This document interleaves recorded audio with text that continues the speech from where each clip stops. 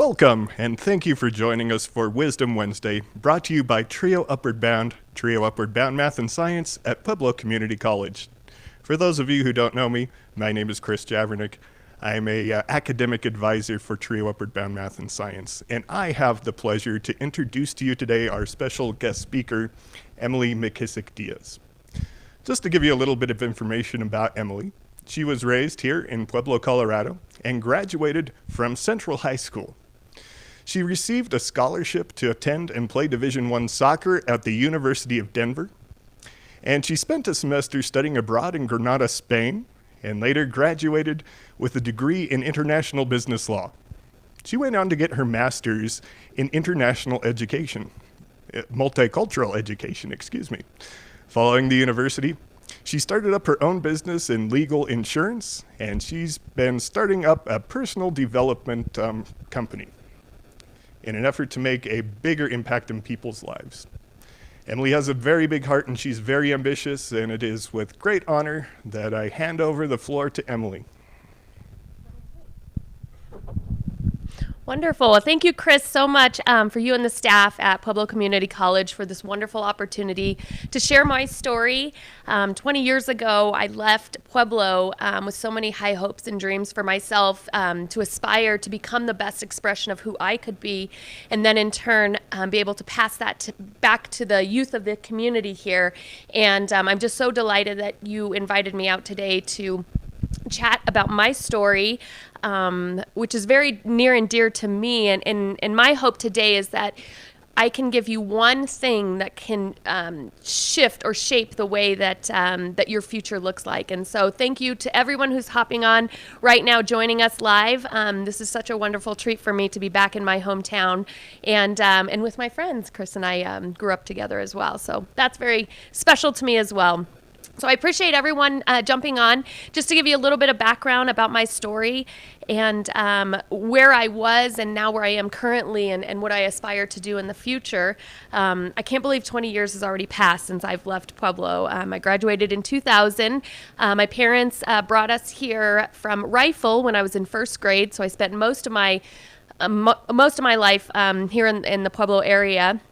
And had a really lovely childhood here. I really enjoy Pueblo and all the culture and community that it has to bring. And I also met my husband. He's from Pueblo as well, so we have a lot in common in that aspect, which I'll share more on that as I continue to share my story.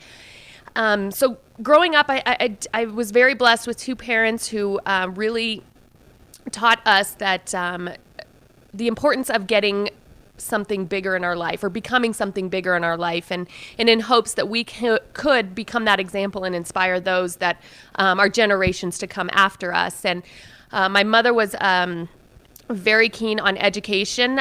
She always made sure that we were well educated and that we were going to have a future in education and higher education, most importantly, so that we would be able to have great professions and really leave a legacy for our children. And that was very important to her culturally because of how she grew up, that education wasn't a big deal within her culture and being a female as well. But she aspired and became very educated and was a microbiologist for almost 30 years, I believe. And my father as well had a very good profession at the Division of Wildlife, 31 years. And so education was always something that we were taught, and whether that be education in school or self-taught, which was very important to us as well.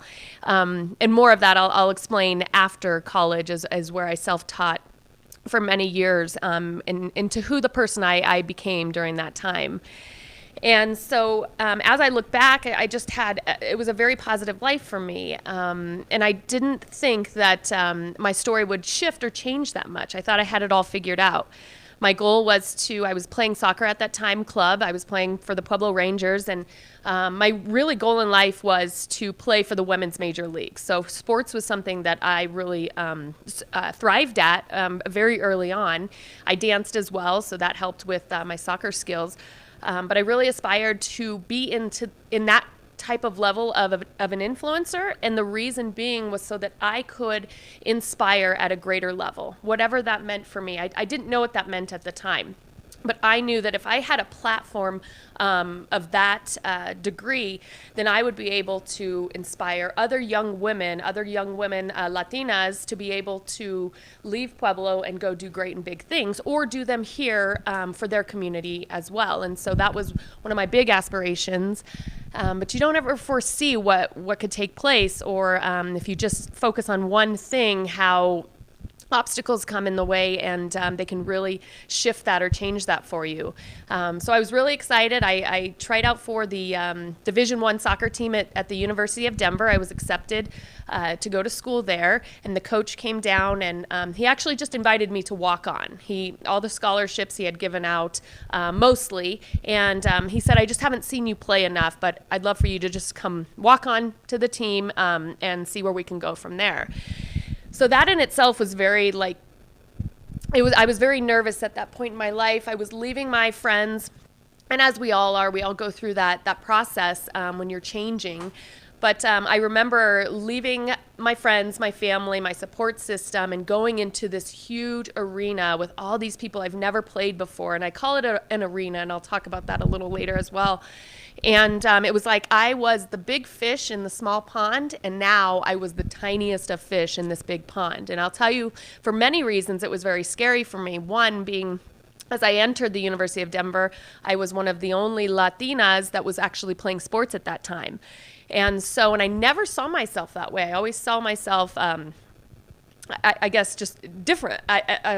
Or accepted, more widely accepted, but now I was entering a different type of arena. Financially, that blew me away as well. As most of you may or may not know, the University of Denver, when I started, was $31,000 a year, and I think has since grown to probably $80,000 a year. So it's a private school.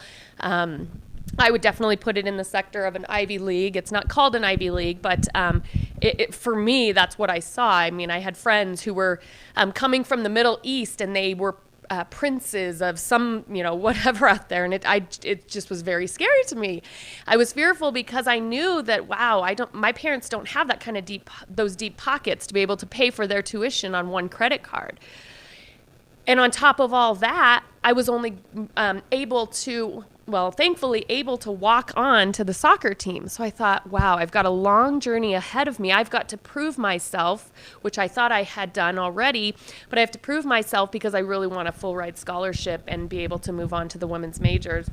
And so as I continued through that journey, it wasn't in alignment with how I was feeling about life and moving forward. It was a very political arena as well, something that I was very new to.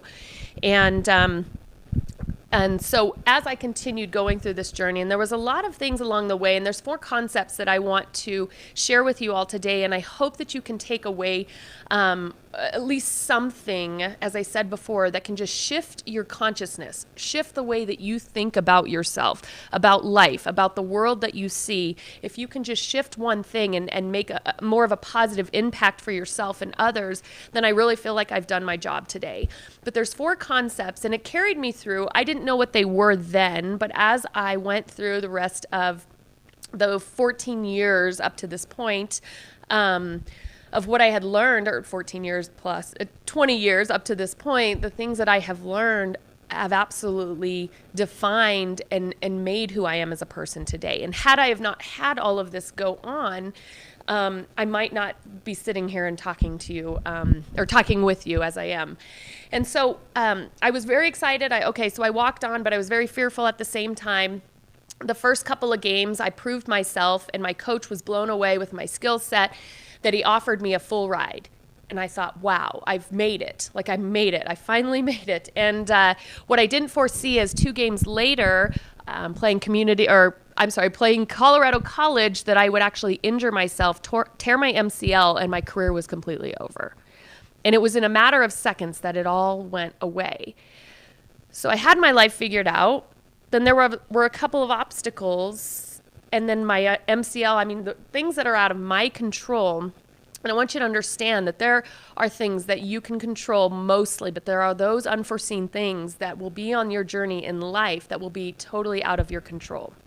And so what I came to find out is that it broke me inside. And I didn't know that completely then. I do know now.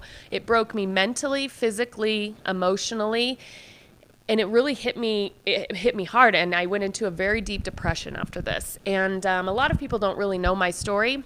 I love to share my story in different platforms, and I think today I'm being moved to share more than I ever have in my life, even to my closest friends, because I feel like now is the time that it needs to be heard. So I went to a point where I didn't show back up to support the team. I felt very deflated. Everything was over, and I just wanted to continue through school and find my next purpose. I will tell you, at that point, soccer defined my life. So it's as if I lost an entire identity of who I was, and I let that go. But I didn't know how to push through that. So then I was in a very depressive state. The next year I attended school. A college roommate that was going to come back with me and live with me, that didn't work out, and so I was living alone. So imagine trying to figure out life, being uber depressed and living alone, not a really good combination. I didn't really have a great support system that I wanted to share this information with. I mean, I had friends, but nobody really knew deep down inside what was going on, because I was very afraid to be vulnerable with them. I didn't know what that would look like. I didn't want to have other people feel sorry for me, but I needed someone to help me process this. And at a very young age, and when you're in college and you're on your own and your parents have set you up for as much as they could up to that point, and then you get into college and things like that happen. And then a few other things happened. I was assaulted on campus. That was hard to process. I didn't want to tell anybody about it. I saw a therapist for it and tried to make sense of it, and that didn't help either. I didn't feel like she was really understanding me. So I was kind of like just going down a downward spiral. And then shortly thereafter, I was in some relationships that were very toxic for my life. And so it was then at that moment that I thought, oh my God, is this it? And I only share my story not to go down to this darkened depths, but to let you know that stuff happens and life happens. And as I was continuing through my journey, and this will all make sense when I get to my personal development company that I have been curating and evolving through this entire time. And I didn't know that part of my story was actually shaping where my company was going to this day, and how I was able to inspire so many others. So I was at that point where I thought, oh my God, is this it? Like, why does this keep happening? And I felt very alone during that time.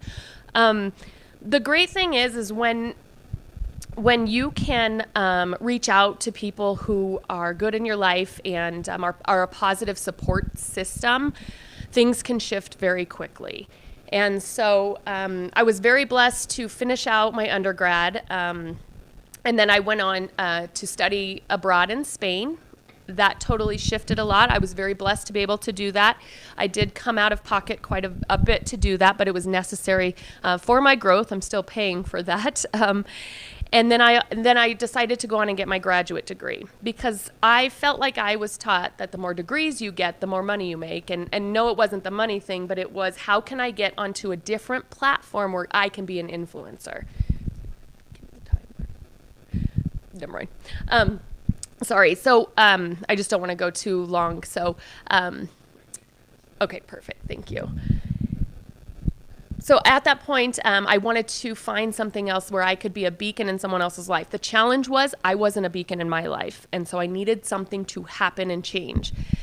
At that point, a company was introduced to me called Legal Shield, and they were a personal development company, and they also marketed legal insurance for small businesses, companies, and individuals. So I decided, instead of going the traditional route and getting a career, that I would partner with this company. Personal development was something I had never heard about before, but I knew that I needed growth on a deeper level. And so for me, this is when I thought, I'm going to jump on board and go grow as a person, go grow through whatever I need to do so that I can get to that space where I can inspire many other people to do the same. But I couldn't do that unless I put my oxygen mask on first. So and during this time, I met who is now my husband. I met him during this time, and I think it was so appropriate for us to meet and grow through this together. And so this concept, personal development, had come into my life, had entered into my life. It was very foreign to me, but it was something that I knew that I needed. And doing it with this company and the support system that this company allotted, I felt like I was able to now finally face that depressive state that I was in and really get to a peak state where I could help a tremendous amount of people. Now, I will tell you, this has taken 16 years. So for some of you, I don't know if you've ever been introduced to the concept personal development, self-growth, self-help. People call it whatever they want to call it. I say it's tapping into the best version of yourself, the best expression of yourself, and you're able to then cause a ripple effect and subconsciously allow others to do the same. And so when I dove into this, I didn't know that I'd pick up 4 concepts that I hold dear to me that have helped me through the last 16 years become the best version of Emily McKissick Diaz, so that I could be a light for others. The first concept that I learned as I went on my Legal Shield journey with this company and with personal development was why. What was my why in my life? My why before was soccer. That identified my life. That was the path. And then I'd retire, I'd get a family, have children, and everything would be awesome. I didn't know that that would stop in college, and then all of these things would come after. So I had to redefine what that meant for me. And for you, it could mean anything in any area of your life. Why do you want to work out? Why do you want great physical health? Why do you want to eat well? Why do you not want to eat well? Your nutrition life. It could be your family and home life. What is your why for your family and home life? Or what is you envision that for your future? It could also be your social and cultural life. Who are you associating with? What is your culture, and are you embracing your culture and what that looks like? Another area of life could be business and financial. What is it that you want to set for your life? And what I learned very early on is that money does not create happiness. You can have all the abundance and money in the world, but if you're not good on the inside, it can project on the outside, and it could look like a dark world. So, but what is your business and finance? Maybe you have goals for your future. Maybe it's going off to college and being first generation graduate and saying, wow, I did it. College is an amazing experience. I learned so many things. I learned what I loved and what I don't love. And I learned how to self-teach or become self-taught. So many things. So college is a great thing, but some people just want to go off to vocational school, or they want to go right into the workforce, or they want to own their own business. And whatever is fit best for you, find that. Find what you're so passionate about. And you may not find it like right now, but it may come like it has for me 15, 20 years after I graduated high school. And it wasn't anything that I studied in college. And so it's just the way it works. And the sooner you can find it, the more people you can inspire through it. So pick an area of your life and figure out, why are you doing the things that you are doing? Are you wanting to go off to college so that you can better your future? What is it for you? And your why changes along the way. When I joined the company, I wanted to become a better person because I was really having a hard time internally. And so I joined the company and I went through these ebbs and flows. And now today I sit before you and say, my life is designed the way I want it because my why is my husband and the children that we don't have. I want to create a lifestyle. I want to have a positive mindset. And a lot of these things can sound, cliche, but these are my truths. This is what I believe in my life. And when I can become better on the inside, my world can just look so amazing on the outside. So find out, and we've heard it said in our business, my husband and I, that if your why doesn't make you cry, it's not big enough.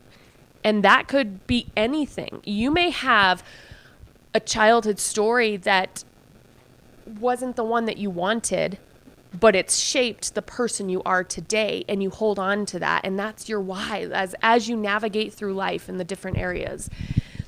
And so my why has evolved in my life. Why do I choose to have the life that I do?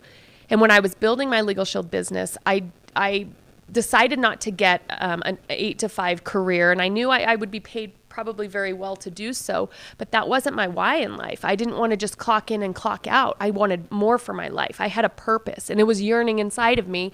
And so I had bartending jobs on the side. I worked the entire time I built my business, and it was very non-traditional. And there were a lot of people that didn't understand my journey and really didn't support it. And so that goes into the third concept that we'll chat on. But find your why and define that for your life.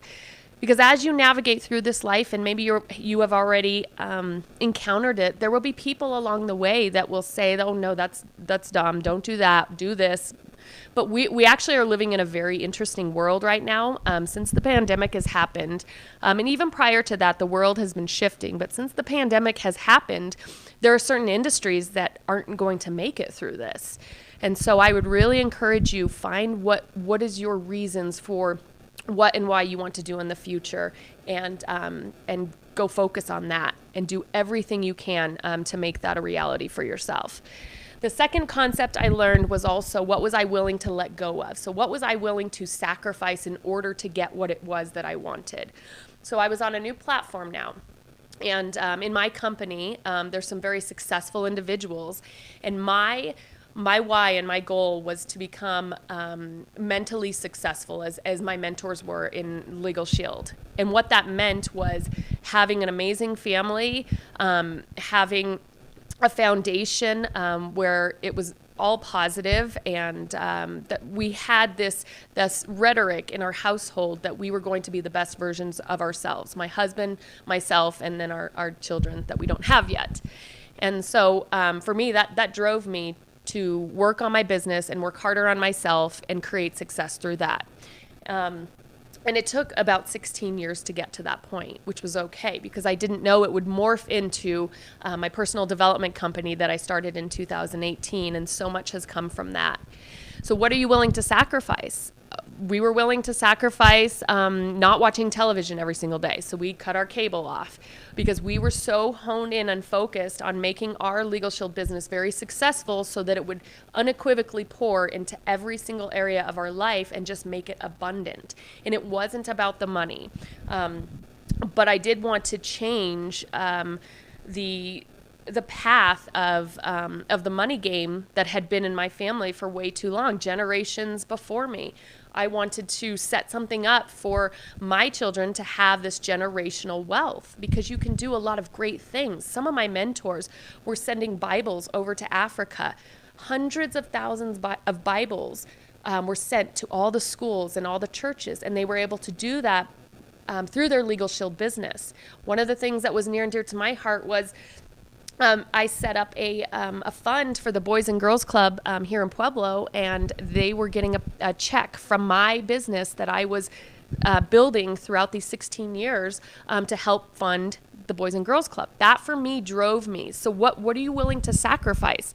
We turned the TV off. Our associations, which is concept number 3, I'll talk a little bit about. Who were we associating with?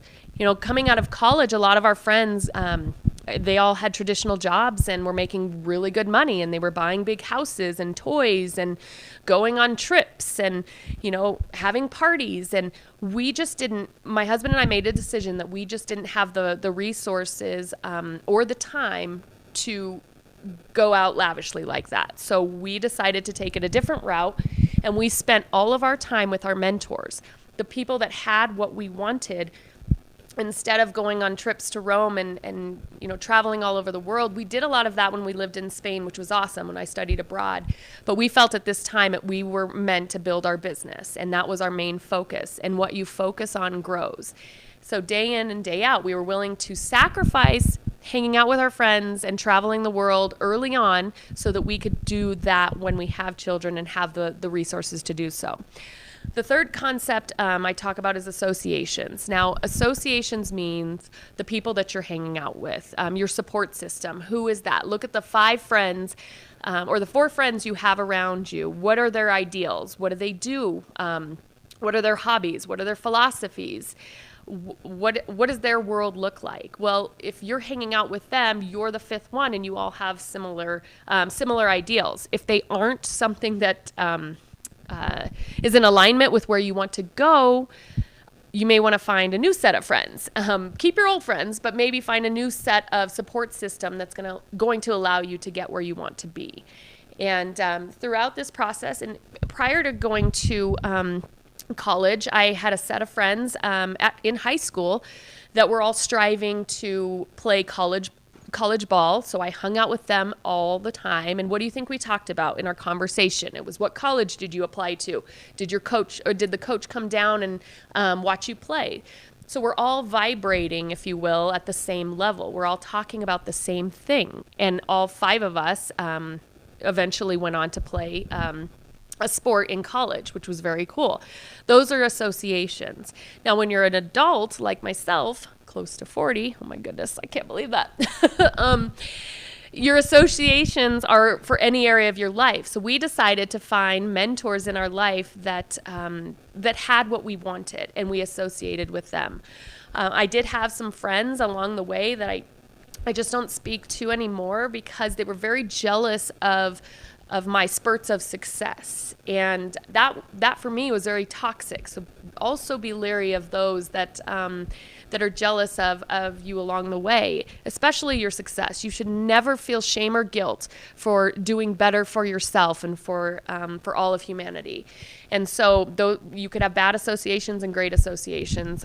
So I chose for myself to hang out with women who I strive to be like. Now, I always will be me. It wasn't like that person, but the values and the integrity that they held was so important for myself. And then the fourth concept that we talk about is our thoughts. And this may lose some of you, because I'll tell you, early on in my personal growth journey, a lot of the concepts and ideas were they just rattled me because I didn't understand them. It was a new concept, and it just didn't go it kind of went against my current belief pattern. And that's okay, because we're taught early on, we are taught agreements very early on in our life. If you ever want to pick up a really good book, it's called The Four Agreements, and it's by Don Miguel Ruiz. And he talks about what agreements are. And an agreement to me, and I had to kind of research it so I could really understand it in my own terms. But agreement is basically something that you heard along your way of growing up. So maybe your parents once told you, I don't know if anybody can relate, money doesn't grow on trees. That's kind of a common one. But it actually does, because it's made out of paper. So I don't know if that one is true anymore. But there are certain agreements. Maybe your parents told you, you're better seen, not heard. And these are kind of older ones. I guess I don't know any of the new ones, but those are all agreements. So as a child, you think, okay, so my parents would rather see me and not hear me.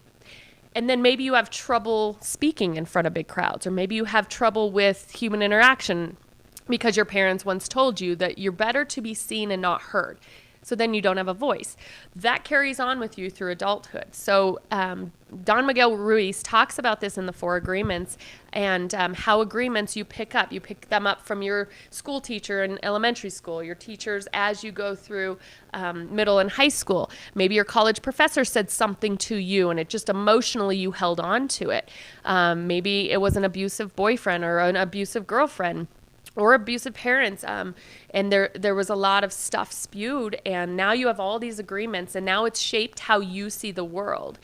And so thoughts are very powerful. I had a mentor of mine say once that the greatest story that you will ever tell yourself, or the greatest story you will ever hear, is the story you tell yourself about yourself. And for me, that hit it hard, because when I was going through my depressive state in college, and when I was going through an abusive relationship in college, I would constantly tell myself how terrible I was, how just, and your thoughts are, I think they say 90, you have 92 thoughts, or no, like hundreds of thoughts every single day. I think it's like 92, or I don't even know the number. Google it. Sorry. I can't think of it now, but you have so many thoughts every single day, every single minute, every single second going through. Now, are they positive or are they negative thoughts about yourself? So that was the most powerful, profound thing that I had heard from a great mentor of mine.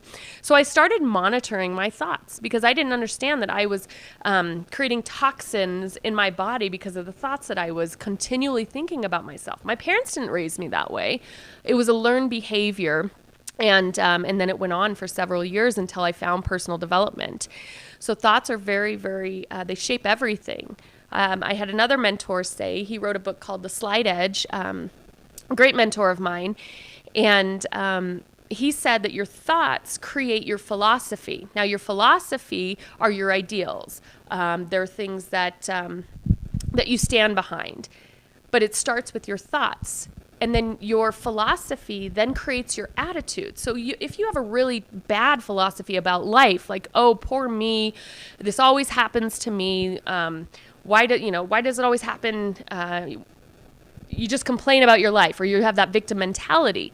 Well, then your attitude, it shapes your attitude. So what kind of attitude do you think you'll have? Are you going to wake up every morning going, oh, I love my life, it's the best? Or are you going to wake up going, oh, God, I'm going to go into work again, turn the alarm clock off? So you really get to shape your entire world. So then your attitude creates your actions. I don't know if you can relate. Have you ever had a time where something goes wrong in the morning and then it just spirals and everything seems to go wrong? I had this one morning. It was terrible. I woke up in a really bad mood, and it's probably because I fell asleep watching TV the night before and there was maybe something on that wasn't good for my thoughts. And I woke up in a really bad mood, and I do have those too. And then I'm driving and I get pulled over and I get a ticket.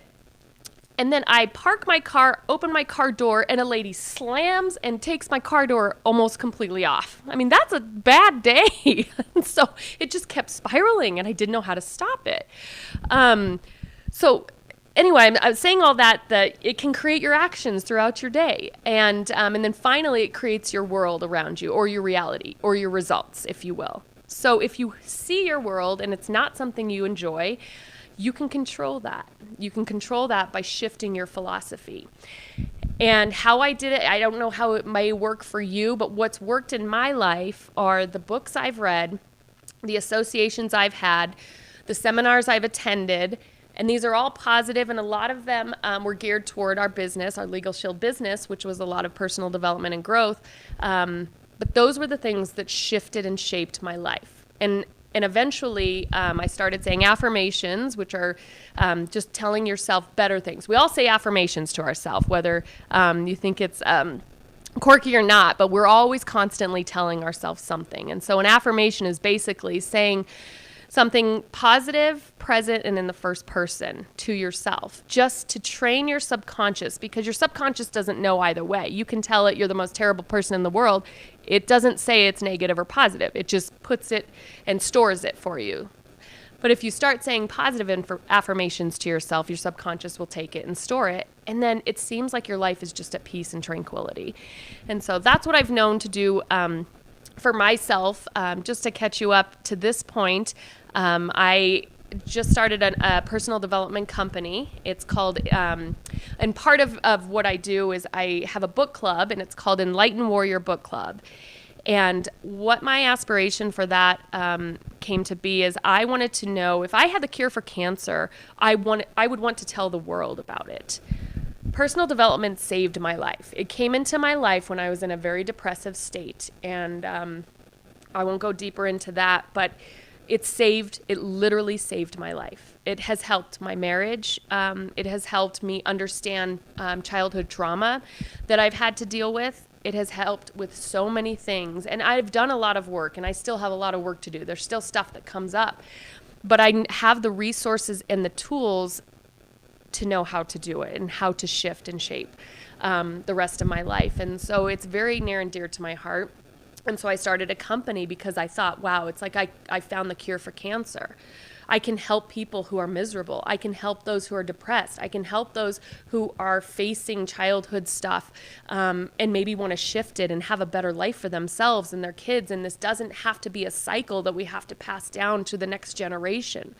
we can shift an entire consciousness.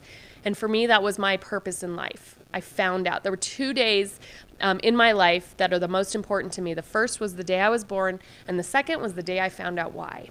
And for a lot of people, that's hard. So I challenge you to find out what that is for you. Why? Why are you here? What is your purpose in life?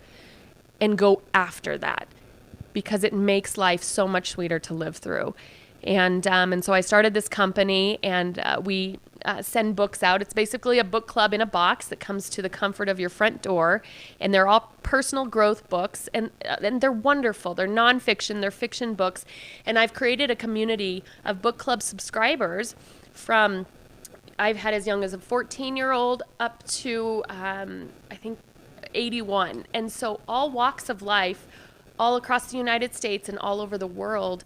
We've reached almost 400 or a little over 400 subscribers, and they're changing. Their lives are changing. Now, I'm not going to say, here's a book, read it, and your life will change. But what I will say is what you do with it, the resources that you pull from it or the tools you pull from the book can absolutely, unequivocally change the trajectory of your life. It can change the path. It can make you become a better person, and then inspire others to do the same. And that's why we started Enlightened Warrior Book Club. We have a lot more coming down the pipeline. My husband is helping with the personal development company as well as starting his own coaching. And you'll get to hear from him next Wednesday. He's a very dynamic individual, born and raised here in Pueblo as well. And so I'm excited for him to share our journey as well. So I will leave you with this.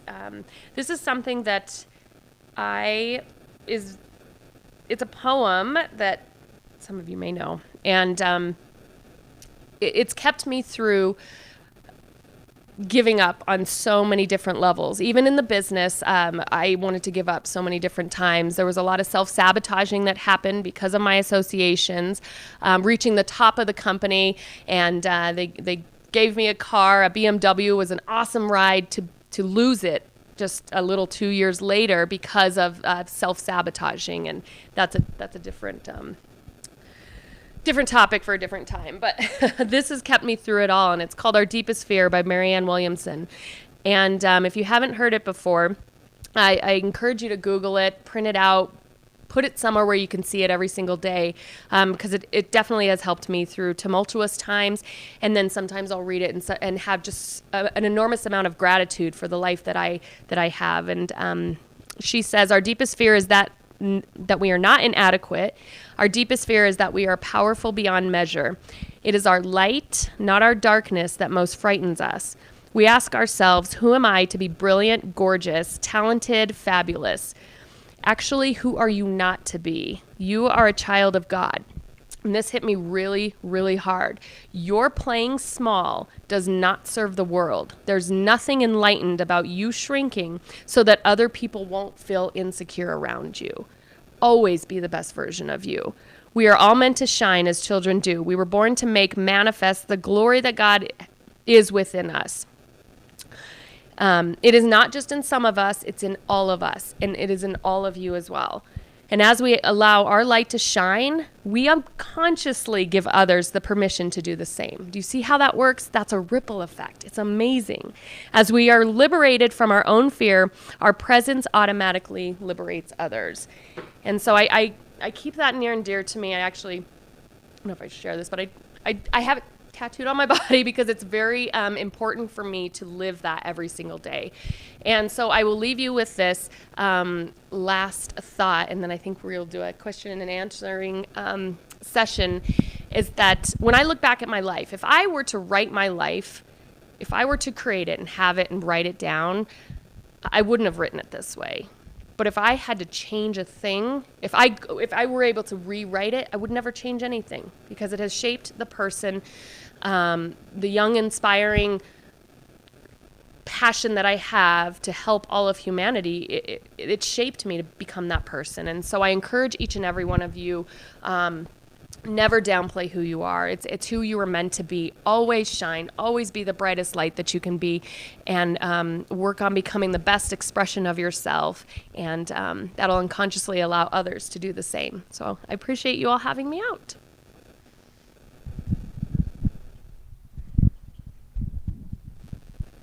Well, I'd like to thank you, Emily. Thank you for taking the time to join us here today. As you all heard, Emily is very busy. She's got a lot going on her plate, so thank you for taking that time to talk with us, to share your story. Thank you for being so open to and sharing so much of yourself and being even vulnerable. A lot of times that's very difficult for a lot of people. So we really appreciate that. And for all of you watching, please join in next Wednesday. As Emily mentioned, we will have Matt Diaz. He'll be joining us via WebEx. So next Wednesday, we won't be doing YouTube Live, but we'll be sending out that WebEx link. And from all of us at Trio Upward Bound and our Pueblo Community College family, thank you for joining us.